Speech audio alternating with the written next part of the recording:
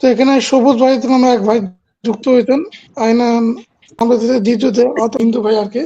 তো সবুজ ভাই আপনি বলেন। আপনাদের নবী মোহাম্মদ মনে করেন নিজের বউকে একটা ভালো করে একটা কাপড় দিতে পারে নাই, তাহলে এতগুলো বিবাহ সম্পূর্ণ হচ্ছে একটা অপ্রয়োজনীয় প্রশ্ন। মোহাম্মদ সাল্লাল্লাহু আলাইহি ওয়াসাল্লাম নাকি তার স্ত্রীদেরকে বলে কাপড় দিতে পারে না, অথচ সে ছিল একজন কিং অফ আরবের একজন বাদশা ছিল। আর এই লোক কি বলে মোহাম্মদ সাল্লাল্লাহু আলাইহি ওয়াসাল্লাম এতগুলো মানে বউকে শাড়ি কাপড়ও দিতে পারতো না, তো এতগুলো বিবাহ।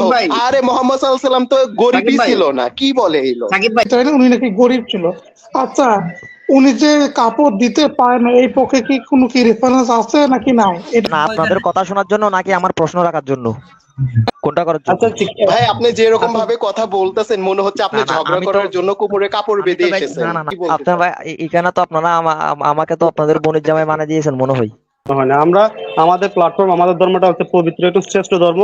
তা আমরা পবিত্রতার সহিত কথা বলতে চাই, অপবিত্রমূলক কথা আমরা কথা বলতে চাই না। আপনি এখানে যে সমস্ত ওয়ার্ড গুলো ইউজ করতেছেন না, এগুলো আসলে খুবই বাজে ওয়ার্ড, এগুলা যারা বাজে মানুষ তারা করে। এখন আপনি আপনার শুনেন, আপনি তো বলেন আমি খারাপ ওয়ার্ড ইউজ করছি, আমি খারাপ ওয়ার্ড কোথায় ইউজ করছি বলেন?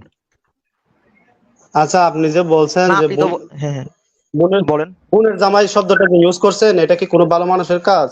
স্টেটাস দিলে আমি কিন্তু চলে যাব, আরেকবার ব্যাক আচ্ছা, স্টেটাস দিলে আমি চলে যাব। আপনি শুনেন, আগে চলে গেলেও আমাদের কিছু না, থাকলেও কিছু না, তার থেকে প্রশ্নটা নিয়ে নেন। হ্যাঁ ভাই, আমার হাদিস নাম্বার নেন, সহিহ বুখারী 312 হাদিস নাম্বার নেন। হ্যাঁ বলেন বলেন। সহিহ বুখারী পরিচ্ছেদ 6 অনুচ্ছেদ 11। হ্যাঁ হ্যাঁ বলেন বলেন। হ্যাঁ, আয়েশা রাদিয়াল্লাহু থেকে বর্ণিত, তিনি বললেন আমাদের কারো একটির অধিক কাপড় ছিল না, তিনি হায়াস অবস্থায়ও এই কাপড়খানি ব্যবহার করতেন, তাতে রক্ত লাগলে তুতু দিয়ে ভিজিয়ে নখ দ্বারা কুটিয়ে নিতেন। এটাতে আপনি কি বোঝাতে চাচ্ছেন? এখানে বোঝাতে চাচ্ছি আমি আপনার নবী মোহাম্মদ যে একটা সামান্য একটা বউকে যদি ভালো করে রাখতে না পারে, এতগুলো বিয়ে করার কি দরকার?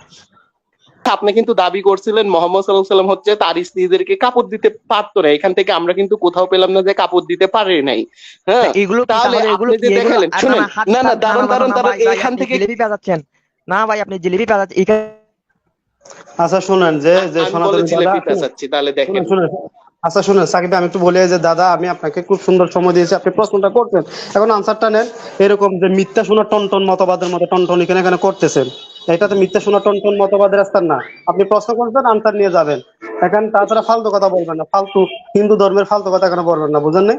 আমাকে রাগান্বিত হতে বাধ্য করবেন না। আপনি প্রশ্ন। হ্যাঁ সবুজ ভাই আপনি চুপ করেন, এই লোকটা হচ্ছে কথাই বলতে দেয় না। না না না ভাই এটা একটু শুনেন, যে মোহাম্মদ সাল্লাল্লাহু আলাইহি ওয়াসাল্লাম এতটাও গরিব ছিল না যে কৃষ্ণের মতন হচ্ছে, হ্যাঁ মানে হাজার হাজার হচ্ছে যৌতুক নিতে হয়েছে, ভিখারির মতন। হ্যাঁ, মানে যৌতুক নিতে লজ্জাও করে না আসলে। মোহাম্মদ সাল্লাল্লাহু আলাইহি ওয়াসাল্লাম তো আরো দিয়ে বিবাহ করতো, নিয়ে না। এটা আপনারা ভগবত পুরাণেও পাবেন, যেটা কিনা হচ্ছে আরে ভাই দাঁড়ান, এটা হচ্ছে যেই ইয়াটা দেখানো হয়েছে, এটা হচ্ছে শ্রীমদ ভগবত মহাপুরাণ 10 নম্বর স্কন্ধ 58 নম্বর অধ্যায়, শ্লোক হচ্ছে 49 থেকে হচ্ছে 54। আর এটার টিকাকার হচ্ছে শ্রীল বিশ্বনাথের হচ্ছে এটা হচ্ছে টিকা।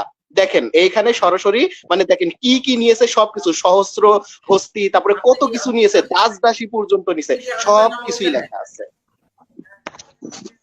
না ভাই, রেফারেন্স তো দেখাই দিলেন, এখন আমি যদি আপনাকে কিতাব আলম থেকে একটা যদি রেফারেন্স দিই, তাহলে ওটা আপনি মানবেন? মানে কি কিতাব থেকে? ভাই কিতাব আলম থেকে আপনি ভাই, তো আপনি নিজের ধর্ম সম্পর্কে আপনি নিজেও তো জানেন না, আপনি আসছেন আপনি সনাতন ধর্ম নিয়ে প্রশ্ন করতে। কিতাবুল আলম নামে কোনো কিতাব নাই, এগুলো হচ্ছে যে হিন্দুদের লেখা।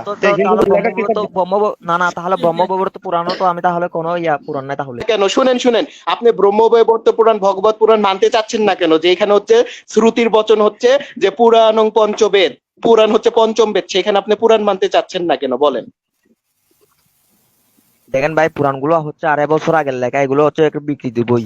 আরে ভাই 2.5 বছর আগেকার হোক আর 5 বছর আগেকার হোক, যেহেতু মানে শ্রুতি শাস্ত্র, শুনেন, শ্রুতি শাস্ত্র বলছে পুরাণং পঞ্চম বেদ, যে পুরাণ হচ্ছে পঞ্চম বেদ, তাহলে আপনি মানবেন না কেন বলেন? আমি যদি নিজে একটা যদি হাদিস বর্ণনা করে দিই, তাহলে কি আপনি ওটা মানবেন? আর ভাই আপনি তো একজন মিথ্যাবাদী, আপনি চরম মিথ্যাবাদী জিনিস। সে পুরাণের বয়স দেখালো যে পুরাণ হচ্ছে এই কিছুদিনকার, এটা হচ্ছে চরম হচ্ছে মিথ্যা কথা। হ্যাঁ, কারণ পুরাণকে হচ্ছে শ্রুতি শাস্ত্র হচ্ছে পঞ্চম বেদ বলা হয়েছে, যে পুরাণং পঞ্চম বেদ। আর পুরাণ শাস্ত্র যে হচ্ছে বেদ বেশেরই রচনা, এটার পক্ষে কিন্তু আমরা বিখ্যাত বিখ্যাত ব্যক্তিদেরও কিন্তু কল দিতে পারবো ওদের ধর্মের, যেরকম হচ্ছে আদি শঙ্করাচার্য সরাসরি তার হচ্ছে বইয়ের মধ্যে পুরাণকে হচ্ছে বেদবেশের বাণী বলছে। তারপরে যদি দেখেন হচ্ছে এই আচার্য মাধব বা মাধবাচার্য দ্বৈতবাদের প্রতিষ্ঠাতা, তিনিও কিন্তু হচ্ছে এই পুরাণকে কিন্তু বেশ মানে বেদ ব্যাসের হচ্ছে বাণী বলছে। দেখেন ওদের ধর্মের বিখ্যাত বিখ্যাত ব্যক্তিরা বলতেছে এই পুরাণ হচ্ছে মনে করেন যে ব্যাসের লেখা, কিন্তু এই লোক এসে বলতেছে কোথাকারকে মানে কথাও বলতে পারে না, কথা মানে গাইয়া গাইয়া টাইপের, আর সে এসে বলতেছে মানে পুরাণ নাকি এই কিছুদিন আগেকার। মানে তার পণ্ডিতরা ভুল, ওদের শ্রুতি শাস্ত্র ভুল, পুরাণকে পঞ্চম বেদ বললো, এগুলো ভুল। রায়হান ভাই কিছু বলবে, তাকে সুযোগ দেন।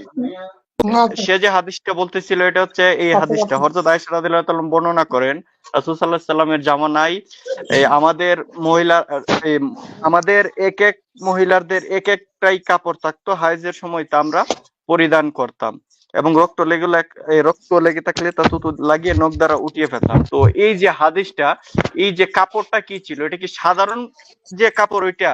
আসলে এই কাপড়টা হচ্ছে যে হায়েজের যে কাপড় থাকে মানুষের, ওই হায়েজের কাপড়ের কথা বলছে। এটা যদি আপনারা নাসরুল বাড়িতে যান, এটা আপনারা পেয়ে যাবেন যে এই শিরোনাম এবং ভাবে উল্লেখিত হাদিস দ্বারা হায়েজের সময় কাপড়ের নামাজ পড়ার বৈধতা প্রমাণিত হয়। আচ্ছা রায়হান ভাই, এটা আপনি সরাসরি হচ্ছে ফাতুল বাড়ি থেকেও দেখাইতে পারেন, ইবনে হাজারের ওই মাকতাবাতের শামেলাতে ওই ইয়াটা আরো সুন্দর ভাবে বলছে যে ওইটা যে সেই কাপড় না, ওইটা হচ্ছে আলাদা একটা ড্রেস যেটা কিনা হায়েজের সময় তারা পরিধান করতো, অন্য কাপড়কে হচ্ছে যেন রক্ত না লাগে এই কারণে। কর্তা উম্মু সালামা রাদিয়াল্লাহু তাআলার ভাষ্য দ্বারা একাধিক পোশাক থাকার কথা জানা যায়। এ দ্বারা বোঝা যায় যে এই তার নিকট হায়েজ এবং পবিত্রতার সময়ে পৃথক পৃথক পোশাক ছিল। আর দ্বিতীয় যে কথা সে বলতেছিল কিতাবুল উলুম না, এটা ওই কিতাবুল উম আছে, একটা জালিয়াতি করে নাস্তিকেরা কিতাবুল উম মানে ইমাম শাফি রহিমাহুল্লাহর কিতাবটাকে এরা মনে কপি করে জানি কি একটা বানায়, একটা ছাগল নিয়ে মনে হয় নাকি। ওইরকম কিতাব থাকলেও তো আমাদের কিছু আসে যায় না, বুঝেন না তো ওইটা থেকে কি প্রমাণ করতে চাচ্ছে? হ্যাঁ, যেটাতে আয়েশা রাদিয়াল্লাহু তাআলা আনহু বা রাসূলুল্লাহ সাল্লাল্লাহু আলাইহি ওয়াসাল্লাম সম্পর্কে বাজে মন্তব্য করেছে, ভাই ওই কিতাবটা তো গ্রহণযোগ্যই না, তো বাতিল জিনিস দিয়ে আবার কিভাবে হচ্ছে তারা আবার দলিল দেয়? না ওইটা কিতাবটা গ্রহণযোগ্য, যে এরা যে কিতাবের পর্বগুলো আনে ওই কিতাবুল ইমাম শাফির ওই কিতাব এত খন্ড এক্সিস্টই করে না পৃথিবীতে। ওইটা আলবার্ট পিন্টু ওরপে নীল আকাশ ওরপে পৃথিবীর ফকির ওরপে হচ্ছে অভিজিৎ রায় ওরপে হচ্ছে যুধিষ্ঠির ওরপে হচ্ছে অর্জুন মহাশয়, মানে এত নাম মানে বলে শেষ করা যাবে না। মানুষ ছোট কিন্তু টাইটেল হচ্ছে বড় বড়। শুনেন, প্রথম বললো যে তার নাকি প্রশ্নের জবাব দেওয়া হয়নি। আসলে এই লোক হচ্ছে মানে বিবেক দিয়ে মনে করেন যে কথা শুনে না, কথা শুনে হচ্ছে পা দিয়ে, সেজন্য হচ্ছে তার পা দিয়ে তো কথা আর বুঝতে পারেনি। ভাই ওইখানে হচ্ছে আমরা জবাব দিয়েই দিলাম, তারপরে আমি তো জবাবটা আলো ভালোভাবেই দিতাম এই ইবনে হাজারের মাধ্যমে, যেহেতু বুখারী থেকে দিছে। ভাই বুখারী থেকে কোনো হাদিস দিবার আমরা জবাব দিতে পারবো না, এটা হতেই পারে না।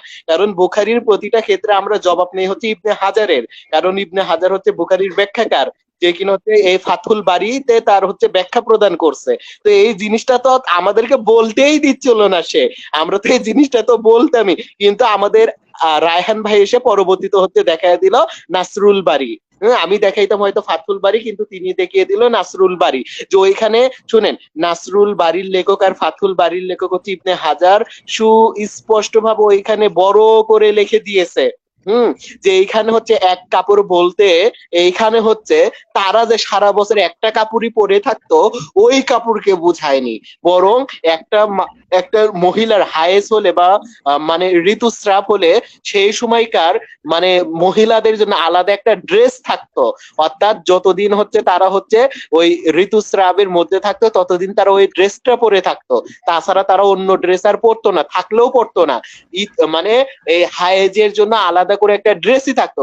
এই কথা বলছে হচ্ছে আয়েশা রাদিয়াল্লাহু তাআলা আনহু, যেটা কিনা ইবনে হাজার তার ফাথুল বাড়িতে বলেই দিয়েছে। তো এই ব্যাখ্যাটাই তো আমরা দিব, কিন্তু ওই লোকটা আমাদের ব্যাখ্যাই নেয় না, কি চিল্লা চিল্লি লাগাইছে।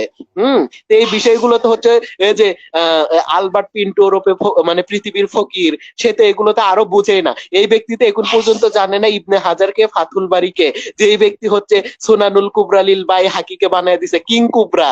তো তার সাথে আর কি কথা বলবো, তার কমেন্ট হাইলাইট করে বলেন।